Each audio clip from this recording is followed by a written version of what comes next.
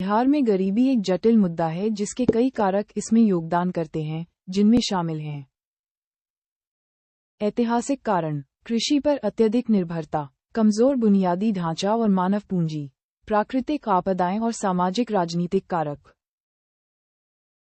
British शासन के दौरान बिहार बंगाल प्रेसिडेंसी का हिस्सा था और यहाँ स्थायी बंदोबस्त लागू किया गया था। इस प्रणाली ने एक शोषणकारी जमींदार वर्ग को जन्म दिया जिसने किसानों का शोषण किया और आर्थिक व सामाजिक विकास में बाधा डाली। बिहार की अर्थव्यवस्था मुख्य रूप से कृषि पर निर्भर करती है। इसका मतलब है कि राज्य की ज्यादातर आबादी, लगभग 76%, खेती बाड़ी के काम में लगी हुई है। ये दिखाता है कि बिहार के लोगों की रोजी रोटी का मुख्य जरिया खेती ही है। लेकिन इस पर अत्यधिक निर्भरता के साथ कुछ समस्याएं भी हैं। एक कम उत्पादकता, खेती में अभी भी पुराने तरीके और पुरानी प्रबंधन प्रणालियां इस्तेमाल होती हैं।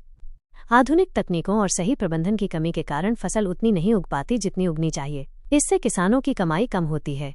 2. भूधारण प्रणाली, जमीन का मालिकाना हक। बिहार में जमीन का बंटवारा ठीक से नहीं हुआ है।